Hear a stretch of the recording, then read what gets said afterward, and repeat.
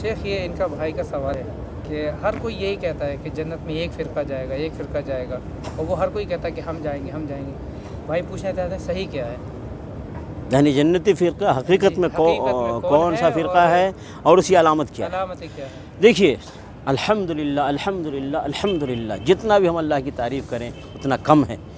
اللہ رب العالمین نے ہر خیر اور شر کی وضاحت کر دیا ہے قرآن مجید کے ذریعے، اور مزید ڈیٹیل اور تفصیل امام کائنات، رہبر اعظم، قائد اعظم، اعلیٰ حضرت، حکیم الامت محمد رسول اللہ صلی اللہ علیہ وسلم نے بھی ہر اچھی بات امت کو بتا دیا ہے اور ہر بری باتوں سے امت کو آگاہ کر دیا ہے۔ ٹھیک ہے، دیکھیے محمد رسول اللہ صلی اللہ علیہ وسلم نے خود بیان فرمایا کہ میری امت ستفترق امتی 73 فرقہ، کہ میری امت 73 فرقوں میں بٹ جائے گی۔ ایک پوری حدیث ہے، اس کا آخری ٹکڑا ہے، تو کلھا فی النار الا واحدہ، اس میں سارے جہنم میں جائیں گے، صرف ایک جنت میں جائے گا، ایک فرقہ۔ تو خود نبی علیہ الصلوۃ والسلام نے اس کو کلیئر کر دیا کہ جنت میں جانے والا فرقہ کون سا ہے، جہنم میں جانے والا فرقہ خود ہی معلوم ہو جائے گا۔ جب ایک فرقے کے بارے میں بتا دیا جائے کہ یہ جنتی فرقہ ہے تو باقی کے بارے میں خود ہی کلیئر ہو جائے گا کہ یہ باقی جہنمی ہے، جنتی نہیں ہے۔ تو خود نبی صلی اللہ علیہ وسلم نے اپنی امت کو پورے اجالے میں چھوڑ کر گئے ہیں، کوئی اندھیرا نہیں اس دین میں، پورا مکمل رہنمائی کر کے گئے ہیں محمد صلی اللہ علیہ وسلم۔ ہم اسی لیے کسی اور کو رہنما اور رہبر نہیں مانتے محمد رسول اللہ کے علاوہ۔ تو محمد رسول اللہ صلی اللہ علیہ وسلم نے رہبری کر دی اور فرمایا کہ جنتی فرقہ وہ ہے ما انا علیہ و اصحابی، جس طریقے پر میں ہوں اور میرے صحابہ ہیں، جس طریقے پر میں ہوں اور میرے صحابہ وہ جنتی فرقہ ہے۔ نبی علیہ الصلوۃ والسلام نے ایک علامت بتا دی، ایک پہچان بتا دی، اور یہ صحابہ کرام سے لے کر قیامت کی صبح تک کے لیے علامت اور پہچان ہے۔ کیا مطلب؟ کہ نبی علیہ الصلوۃ والسلام نے اپنے قول سے، نبی علیہ الصلوۃ والسلام نے اپنے فعل سے، اور صحابہ کرام نے اس دین اسلام کو سمجھ کر اس دین اسلام پر جیسے عمل کیا ہے، ویسے ہی جس نے اس دین اسلام کو سمجھا اور عمل کیا، ایک ہے اللہ کے نبی صلی اللہ علیہ وسلم قول اور فعل کے مطابق، اور دوسرا صحابہ کرام کے عقیدے اور عمل کے مطابق جو ہوگا وہ جنتی فرقہ ہے۔ کلیئر ہو گیا۔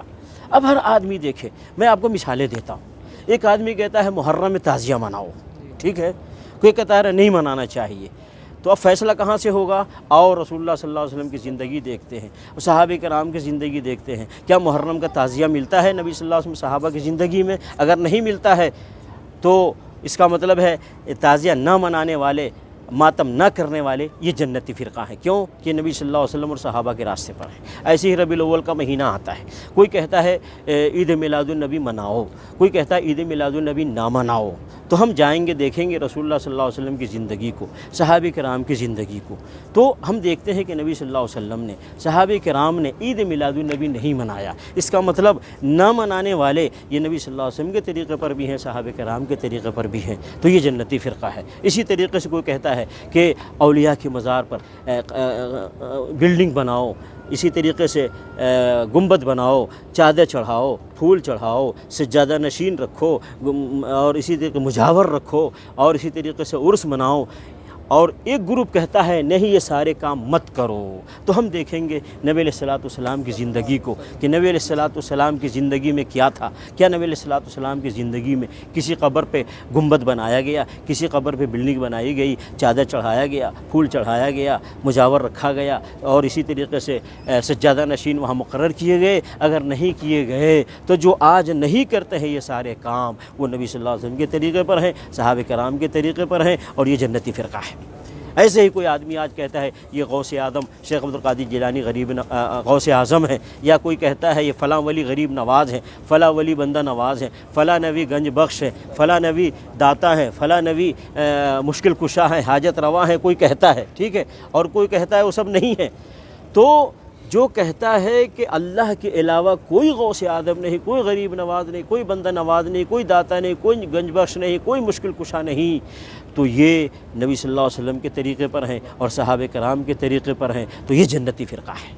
تو کلیئر ہے، نبی صلی اللہ علیہ وسلم نے علامت بتا دی، جو نبی صلی اللہ علیہ وسلم کے طریقے پہ ہوگا، صحابہ کرام کے طریقے پہ ہوگا، وہ جنتی فرقہ ہے، جو ان سے ہٹے گا وہ جہنمی فرقہ ہے۔ لوگ یہ کہتے ہیں یہ جو کر رہے ہیں غلط کیا ہے، یہ کر رہے ہیں، یہ جو کر رہے ہیں غلط کیا ہے، محبت کے نام بھی تو کر رہے ہیں۔ دیکھیے اسلام اللہ کے حکم اور محمد رسول اللہ صلی اللہ علیہ وسلم کے طریقے پر پابندی کا نام ہے، کہ جو حکم اللہ کی طرف سے آیا ہے، جو طریقہ محمد صلی اللہ علیہ وسلم ثابت ہے، ہمیں اس کی پابندی کرنی ہے،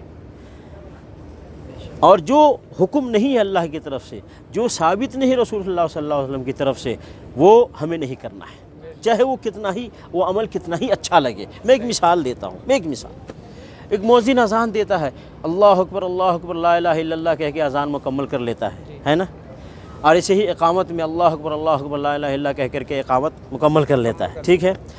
اب ایک دن مؤذن صاحب اذان دیتے کہتے اللہ اکبر لا الہ الا اللہ محمد رسول اللہ، اقامت کہتا ہے اللہ اکبر لا الہ الا اللہ محمد رسول اللہ، اذان بھی مکمل کرتا ہے، اقامت بھی مکمل کرتا ہے۔ کیا خیال ہے یہ مؤذن صحیح ہے یا غلط ہے؟